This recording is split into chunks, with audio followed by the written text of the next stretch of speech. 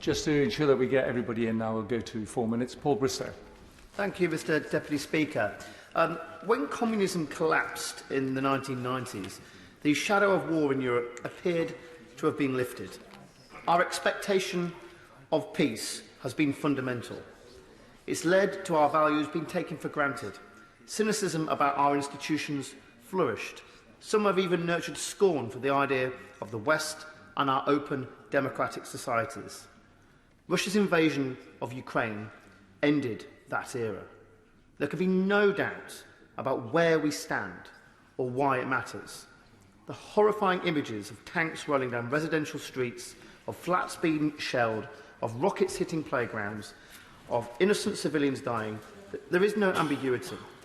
There is right and there is wrong. This invasion is utterly wrong, and these acts are war crimes.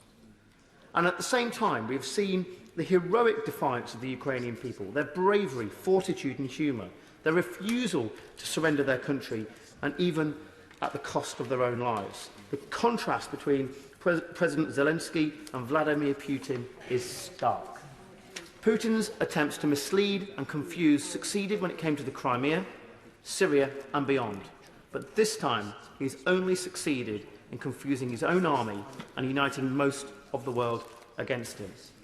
German politics has undergone a watershed. Switzerland is no longer neutral. Sanctions, asset freezes, banking suspensions stretch the globe from Latin America and the Far East. Even China has stopped talking about NATO provocation. The clear and repeated warnings from the United States and our own intelligence agencies proved to be entirely correct, while every assurance from the Kremlin and its fellow travellers was a lie. We can be proud of the role our country has made. The UK has trained over 22,000 members of the Ukrainian army, with some 2,000 of our anti-tank weapons before the invasion began. We continue to send supplies and hardware. The Prime Minister has been speaking to President Zelensky every day and led the effort to exclude Russia from the SWIFT banking system. Nothing is off the table when it comes to further sanctions. Putin must fail. His morally bankrupt regime must fall, and the Russian oligarchs who have based themselves here while maintaining their role there must choose. We've asked too few questions of the foreign money that has bought high-value property serviced by London lawyers, accountants and advisers. Tolerance needs to be replaced by transparency and action. Yet equally, our issue is not with the Russian people, or many Russians living in the UK who share horror at Putin's war crimes. Most are as opposed to his actions as Russian-speaking Ukrainians. Peterborough is home to so many from Eastern Europe. Not only do we have relatives of those under siege in Ukrainian cities, but also those from countries nearby who understandably fear what may happen next. The Baltic states and Poland are members of NATO. Our commitment to defend their borders from Russian aggression absolute. It's heartbreaking that we cannot go further to help Ukraine without risking direct war with Russia, with consequences that would be hard to contain or control. Nevertheless, Putin is not achieving his objectives. As his frustration grows, the deliberate bombardment of civilians is increasing to appalling effect.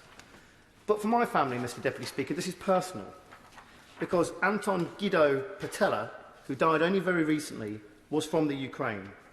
Well, his family originally lived in the Habsburg Empire, Austria-Hungary, but following World War I, it became part of Poland.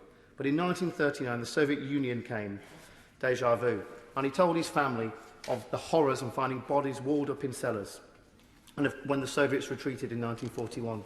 He ended up here in the UK, had two sons and 3 granddaughters, hence, I married one. But for me, Mr Deputy Speaker, this is a personal experience. Martin Doherty-Hughes. Thank you, Mr Deputy Speaker.